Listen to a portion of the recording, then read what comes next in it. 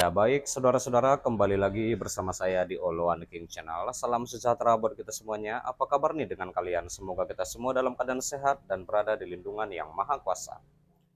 Di video kali ini, saudara-saudara, di sini kita dapat menyaksikan kembali pernyataan dari Mbak Novi Bule ya. Seperti biasa, sentilan dan kritikan yang diucapkan oleh Mbak Novi Bule. Seperti apa pernyataannya? Langsung saja kita saksikan. Gue maklumin ya, karena para ternak Mulyono ini otaknya pada ketinggalan di gorong-gorong, jadi wajar banget kalau mereka memiliki standar ganda. Kenapa sih gue bilang ternak Mulyono ini standar ganda? Ya iyalah, kalau si Mulyono punya masalah, jelek, langsung tuh berisik. PDI Perjuangan harus bertanggung jawab karena partai pengusung. Contoh seperti sekarang yang lagi ramai mengenai dugaan ijazah palsu. Langsung tuh para buzzernya, para ternak Mulyono sibuk ya teriak-teriak memframing bahwa PDI Perjuangan lah yang harus bertanggung jawab terhadap palsu atau tidaknya ijazah si Jokowi. Tapi ketika si Jokowi punya prestasi yang bagus-bagus tuh, langsung tuh ternak Mulyono memframing Jokowi itu presiden pilihan rakyat. Tanpa Jokowi, PDI Perjuangan nothing. Ya, Jokowi itu bukan bonekanya Megawati dan lain-lain.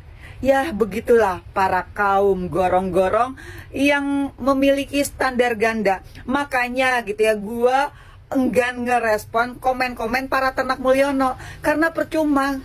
Gue komentarin juga, gue bales juga ya. Otaknya pada begini. Termasuk para buzzer-buzzernya gue perhatiin, kecuali yang gue nilai memang nih perlu diluruskan, baru gue meluruskan gitu ya.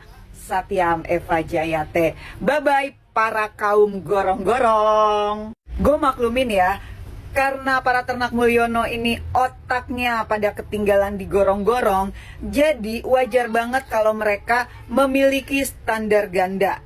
Kenapa sih gue bilang ternak Mulyono ini standar ganda? Ya iyalah, kalau si Mulyono punya masalah, jelek, langsung tuh berisik. PDI Perjuangan harus bertanggung jawab karena partai pengusung. Contoh seperti sekarang yang lagi ramai mengenai dugaan ijazah palsu. Langsung tuh para buzzernya, para ternak Mulyono sibuk ya teriak-teriak memframing bahwa PDI Perjuangan lah yang harus bertanggung jawab terhadap palsu atau tidaknya ijazah si Jokowi. Tapi ketika si Jokowi punya prestasi yang bagus-bagus tuh, langsung tuh ternak Mulyono memframing Jokowi itu presiden pilihan rakyat. Tanpa Jokowi, PDI Perjuangan nothing. Ya, Jokowi itu bukan bonekanya Megawati dan lain-lain.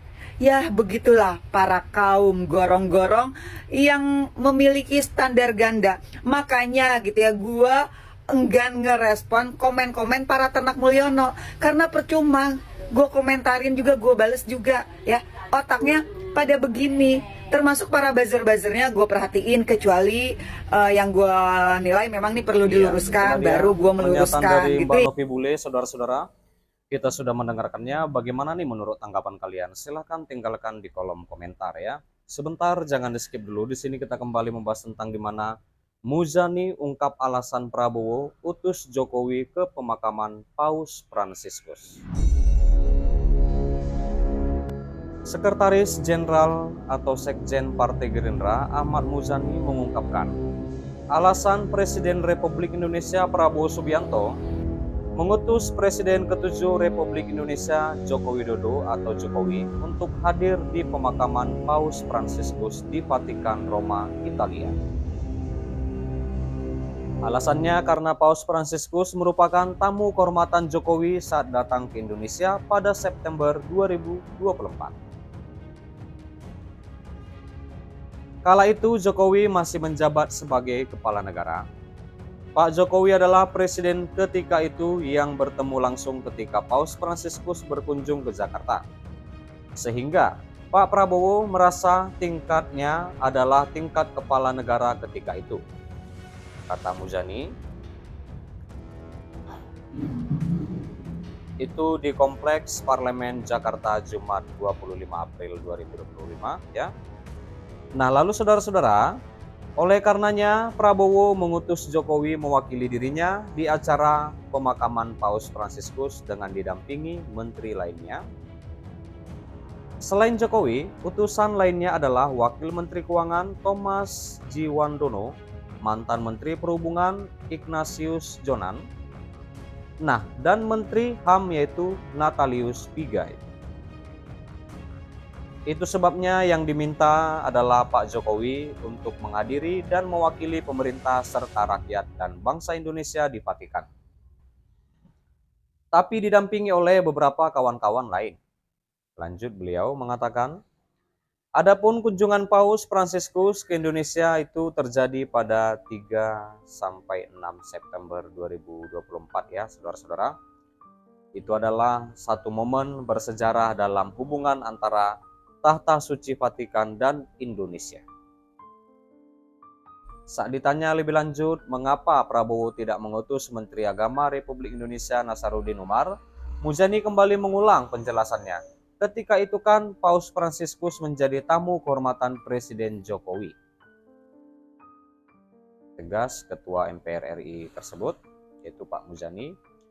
Diketahui Paus Fransiskus itu wafat pada usia 88 tahun, saudara-saudara, pada Senin 21 April 2025, di mana rencananya Paus Fransiskus akan dimakamkan pada Sabtu 26 April 2025 pada pagi hari, waktu setempat ya, itu di Basilica Santa Maria Minggiore, Roma, Italia. Dan Prabowo pun mengirim 4 orang utusan untuk menghadiri pemakaman Paus Fransiskus, yakni Jokowi, Thomas, Jonan, dan Pigai. Mereka sudah tiba di Roma hari ini. Utusan-utusan khusus dan Bapak Presiden Prabowo untuk menghadiri pemakaman Paus Fransiskus di Vatikan. Berdasarkan informasi tadi malam semua sudah berangkat dan berdasarkan perhitungan waktu, beliau-beliau sudah sampai di Roma, kata Menteri Sekretaris Negara Prasetyo Hadi, Jumat 25 April 2025. Ia menuturkan utusan tersebut membawa surat pribadi dari Prabowo kepada pemerintah Vatikan yang berisi ucapan bela sungkawa.